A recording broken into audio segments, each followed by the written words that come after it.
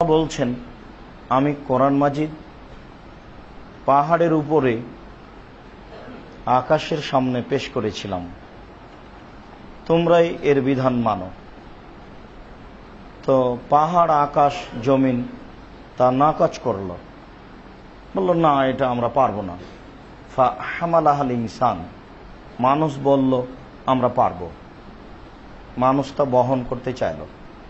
তখন আল্লাহ তাআলা বললেন, ইন্নাহু কানা যালুমান জাহুলা, মানুষ বড় জাহেল, মানুষ বড় জালেম। বাহ্যিকভাবে মনে হচ্ছে যে স্বীকৃতি জানিয়ে ভুল করেছি। জড়বস্তু যেমন কোরআন মাজিদের বিধান মানা বিষয়টিকে নাকচ করল, আমরা কি নাকচ করলে আল্লাহ কি বলতেন এইটা, না অন্য কিছু বলতেন? বহন করতে পারবো বললেই আল্লাহ কেন বললেন মানুষ বড় জাহেল, মানুষ বড় জালেম? জেনে মানে না যারা, তারাই হলো জালেম। জানার চেষ্টা করে না যারা, তারাই হলো জাহেল। চেষ্টা করলে বুঝবে ঠিকই, কিন্তু চেষ্টা করে না। জেনে মানে না যারা, তারাই হলো জালেম। জানার চেষ্টা করে না যারা, তারাই হলো জাহেল।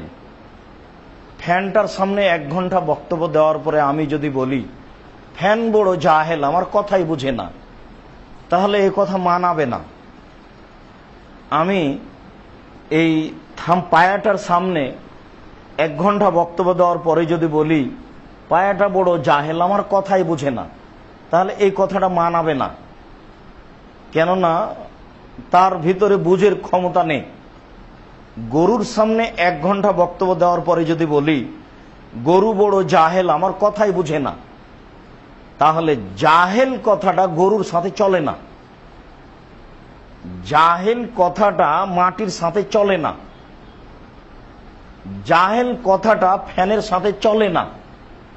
তো জাহেল কথাটা চলে কার সাথে? যারা অজ্ঞতা দূর করতে পারবে ইচ্ছা করলে তাদের সাথেই চলে। তো সেইটা হলো মানুষ। তো ইচ্ছা করলে সে তার অজ্ঞতা দূর করতে পারবে, কিন্তু করে না। তাই আল্লাহ বললেন মানুষ বড় জাহেল। আর অনেকে জেনেও মানবে না, তাই মানুষ বড় জালেম। আল্লাহ তাআলা এই দুটি শব্দ মানুষকেই বলেছেন।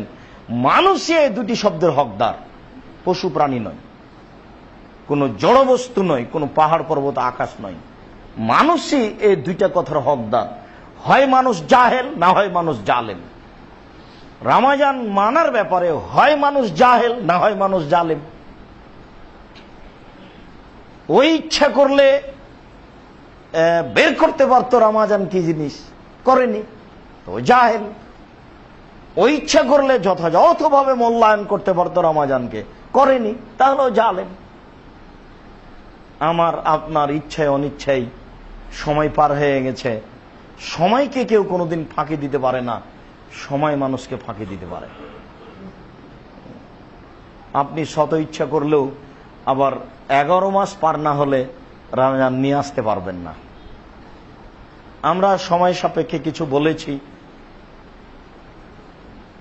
যা আরো বলা প্রয়োজন ছিল তার একটি অংশ হচ্ছে ইস্তেগফার, ক্ষমা চাওয়া।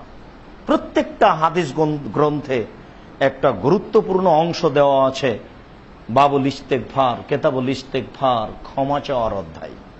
মানুষ আল্লাহ তাআলার কাছে ক্ষমা চাইবে, এটা আল্লাহ খুব বেশি বেশি চান।